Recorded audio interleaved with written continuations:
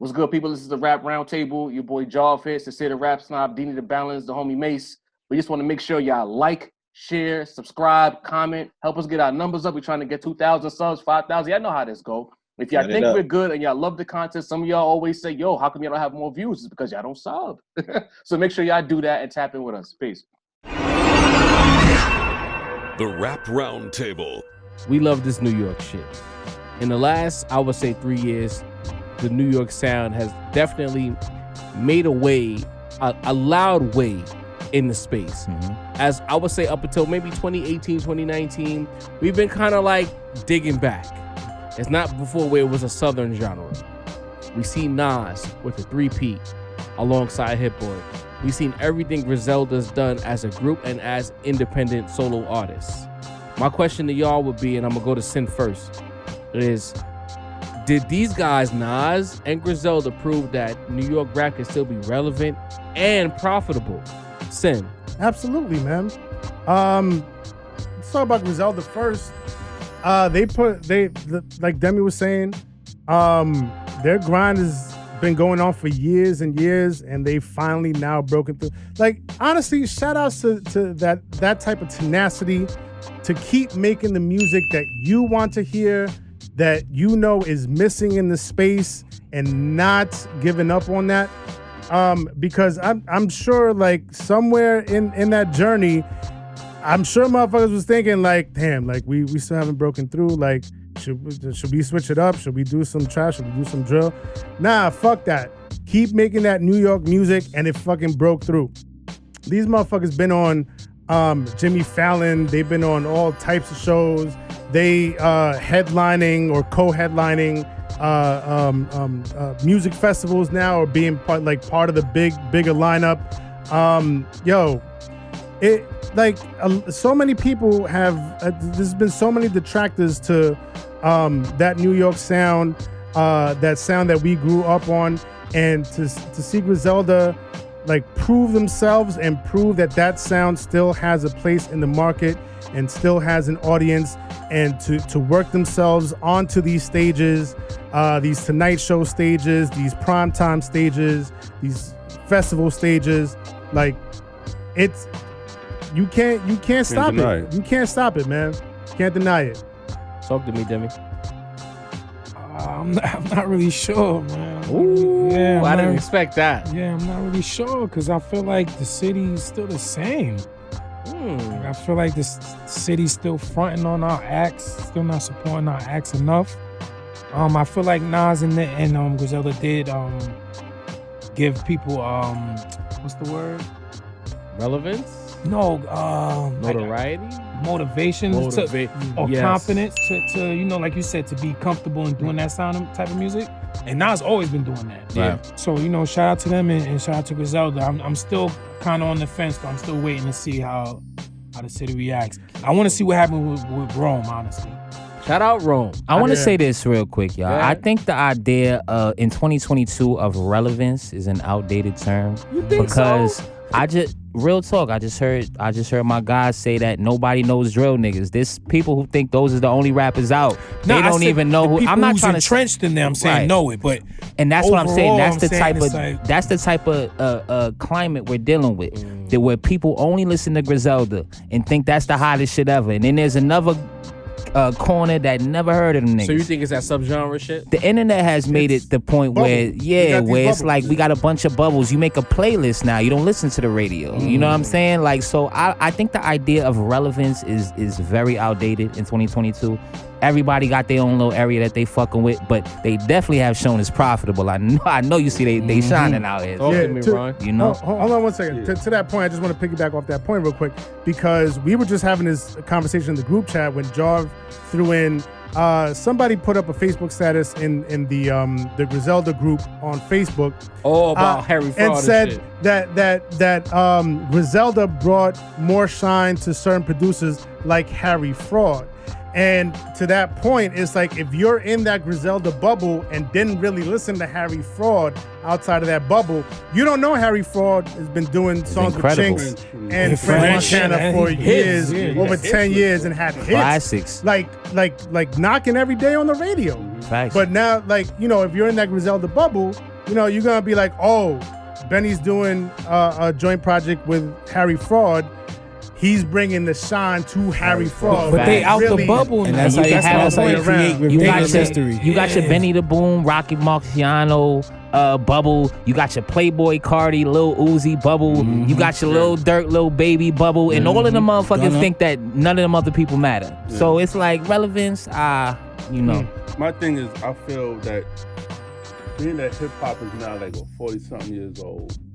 And, you know, 20 years ago, you know, we never thought of seeing like a 30-year-old rapper. Like, niggas saying, I'm retiring. By Unheard of. Talk about that, yeah. So now that niggas is like pushing 40, 50.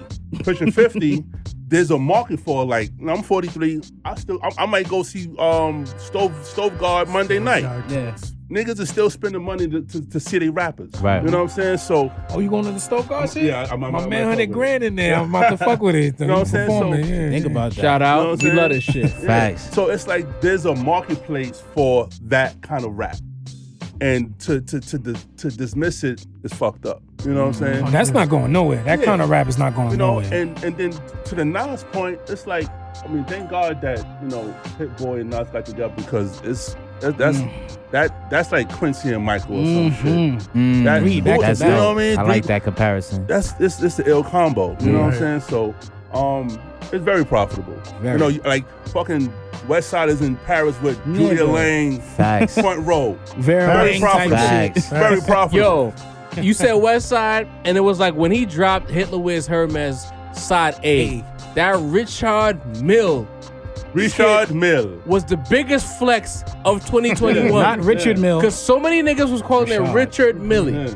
And he got the nigga himself to say it's Richard Mill. And I was like, this nigga is shitting on the whole industry. And nobody knew at the time. Was like, yo, this nigga's really dissing y'all niggas. You know that, right? Y'all ignorant ass niggas. Go ahead, Ron. I'm sorry, but you made a good point. It's very profitable. Lil Baby, I remember when you bought that fake Richard Millie, bro. But to your point, niggas gotta stick with it.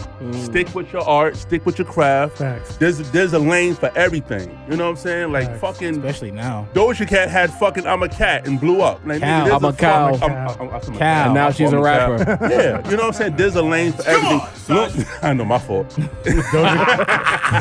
Doja Cat's a rapper now. Yeah. So I mean, to the artists out there, just stay in your lane, stick to that shit. You know, you'll be smart with it. You know what I mean? Everybody don't got to make the same music. Profitable, I say it is, man. Nas has given us 3, I would say, classics. Some of the best music he's probably ever given us. It's definitely high up there. KD1, KD2, Magic. Beautiful albums. There's a lot of money, man. There's a lot of ways in the door. You see what Griselda did, man. Like the perseverance, the energy. Like that's like you said. If there's a bubble, there's a lot of people in that bubble, bro. Because it's almost like they're the only source that a lot of people are getting right now. There's a lot of money. There's a lot of ways. There's a lot of everything, bro. Like this is a great sound. The industry is loving the sound. We hear dudes basically like copying Griselda now. They're taking all the sounds out the beats now. The beats are just the sample itself. You know what I'm saying? We're still inspiring, like you said, New York vibes. We're still inspiring. We're still invigorating. We're still resurrecting shit. We're here, man. What the fuck are we talking about? Mace, I'm sorry, bro. You my guy, but I gotta disagree with you. What's happening? You said the word relevance doesn't belong here. I think when it comes to New York, the word relevance matters. Because when you talk to the average rap fan who wasn't tapped into the last few golden eras, the first thing they always say is, New York is not relevant anymore. They love throwing that at, and even us as the Rap Roundtable, they love saying we don't matter, we're not relevant. And I feel like with what Nas did, especially what Griselda did, I think it shows that there's a space. Especially with the new underground wave, these guys who are like, they're underground, but they're right there. I think that relevance matters because it shows that people still want lyricism. Because for a while, and I've repeated myself countless times in this pod, there was a time when if you were really good at rapping, you got made fun of because people just wanted to have fun. Right. Whereas we were the New York niggas like, nah, you still got to make sense when you rap. And that was that Slaughterhouse era. Yeah, man. And I believe that Nas dropping 3 consecutive classics And that's not even a hyperbole. At all. And I'm not a Nas fan. Y'all know that already. Y'all know how I stay. But those are They're gonna forget that immediately. Of course, you're right. You're right. But 3 undeniable classics: Griselda with the tapes, the albums, the cosigns. To me, Relevance Matters, Mace, because Rock Nation brunches. Because it shows that all you still can be good at rapping and make a way and make a bag in this industry. The Benny and Drake feature was a talked about thing for so long until it dropped. It wasn't very good, but it happened. I didn't hear that. You never heard it? Huh. Dropped like a year ago, bro. Google that shit. You know why you didn't hear Drop or it? it It leaked. Yeah, But it wasn't that's fire. Yeah. Oh, You know what I'm saying? fine. It wasn't good. When you find it, you know what I'm saying? Yeah. But it's like we cared that Benny got Drake. next On to that Drake. record, yeah. You talked about the Hit Boy and Benny album. That was a big ass deal. Burden of Proof is fire. Facts. And it shows that you can still rap one particular way, not completely sell out, and still have people matter. I found myself locked in to Griselda. Shout out to Sin. That I was finding Cooking Soul on YouTube and just listening to beats, listening to him flip Nasty. certain people's songs and putting his beats underneath their vocals because it's like that shit matters. It's relevant. You was sending them shits in heavy. Selling in a group chat because it was so fire to me. Yeah, it was mean. To me, that remix to Rock Marcy, the Rock Marcy done Repeat yeah, Rock. come on. And he flipped that shit crazy, Stupid. man. It showed that you could still just be good at rapping and make people care. And that shit was like a mind fuck for me because it's like, wow, I didn't think we'd ever get back there. You know what I'm saying? So I think niggas wasn't paying attention though. It was the pandemic happened. Niggas had to sit down. Before then. And honestly, shout out to Hit Boy, because Hit Boy ain't have to do that. He ain't have to put himself beside a Nas or a Benny. He could have stayed in that trajectory. In that LA lane with Larry June. And, You know what I mean? What do you And prove kept- is that- Larry June. You know what I Shout mean? my son Dom Kennedy. Hit Boy's ahead, bro. Kept doing trap shit, kept, in that trajectory. He didn't have to put himself next to Nas or Benny or Griselda. So shouts to Hit Boy for having that platform and saying, you know what? Nah, this is what I want to do. Y'all need to pay attention to this shit over here. And while we're here, I'm going to ask Demi this question. I'm going to make it a whole table question. We talked about the New York sound being relevant, being profitable. I'll ask you this question. Why do you feel that we still hold lyricism so high in 2022? I mean, it depends on who's the we. You. I know. Me, us. Like, that's what hip hop is to me. Well, people will understand that there will always be bumping heads because what hip hop is to you is not what hip hop is to me. Okay. Hip hop to me is originality, versatility, speaking your own experience in your own way. You know, you can draw inspiration from elsewhere, but the whole pride was, I'm doing it my way, or I'm doing it like this. Okay. Now it's like, that's what's working, I'm gonna do that. So, and as far as lyricism, that's not what a lot of these people were introduced as. It's like they were introduced as party music, chill music, and that's basically it. We got everything. When we talked about partying, it was still like, I'm still gonna rap about it.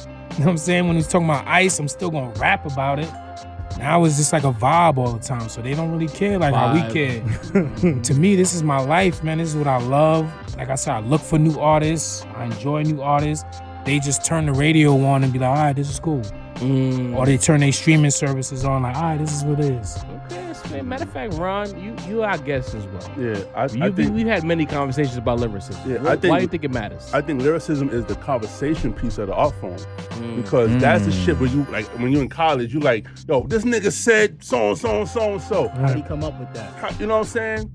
That's the conversation piece. It's like, all right,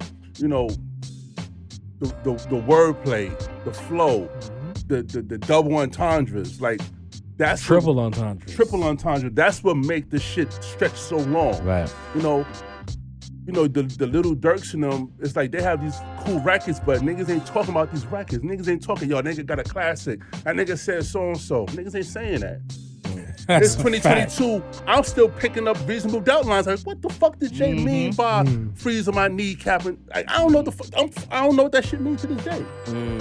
That's the conversation piece. That's the shit that keeps this shit going. You know what I'm saying? So lyricism is integral to the culture. That's what you're saying. It's something about being able to put your thoughts, your perspectives, your trials, your tribulations, your accomplishments, your just environment into words. Right. You know, and to put it into words, you know, back what you said, the entendres, the flow, the cadence, that's really hard to do, and very few people could do it. That's why we respect when people have that ability. Absolutely. You know, Absolutely. so you know, to compare it to like jazz musicians, it's like when dudes somebody like John Coltrane and Miles Davis with however they was playing the instrument. Right. It's the same table. Right. You know what I'm saying? And we have to keep that shit going because hip hop cannot go like jazz did, bro. It can't be a college course for only like white kids is fucking with it. Niggas is dying for this shit. But on a certain level, we already see that like a lot of the underground shows, it's a lot of them. And it's not like a lot of underground shows with the lyric like. Yeah. I just went to Pusha T show last week. A lot of them. You know what I mean? Like so. It was a dope show, but it was a lot of them, right? Yeah, you know what I mean? A lot of the them. I think that's the Kanye factor, though, because in essence, that's true too. They just support it more too. Like. Nah, that's no funny shit. It's funny you say that because I think we talked about it here. Shout out to Coach once again. We'll go to these shows with the Walkers. Shout out to Rim. Shout out to Kane. All these guys. Passport. When we look around the crowd, it's a lot of them. It ain't us. Even at Griselda shows. Facts. Especially as of late too. As of like the last year or two. That's Gibbs too, by the way. To add my 2 cents to this, I think I want to make 2 points. One, it started here, and if we're talking about why do we hold lyricism to such a high esteem and on such a high pedestal? One, we in New York, it started here, and that was one of the pillars was MCing. Who had the best wordplay? Who could beat who in a battle? You know what I mean? And you had to have the best bars. Even if by today's standards, we hear some of them bars from 40, 50 years ago, you know what I mean? And they don't hit the same. Shout out to Storm, you know. Right. But that's where it started, and that was the point of it, right? And that evolved into the G-Raps and Rakims and Kanes and Nas's and Biggs and golden era. You know what I mean? So there was that evolutionary period where like the wordplay and the lyricism and the MCing evolved, but from the very beginning, MCing was an integral part of it. I think the second thing that to this day we're still holding on to that, and we still see it as very important because we're fucking New York. We're a mecca of high arts. You know what I mean? We're the high art capital of the world. Museums, theaters, exhibits popping up all over the place. You know what I mean? Like we hold high art and culture to a high esteem, right? To a high pedestal.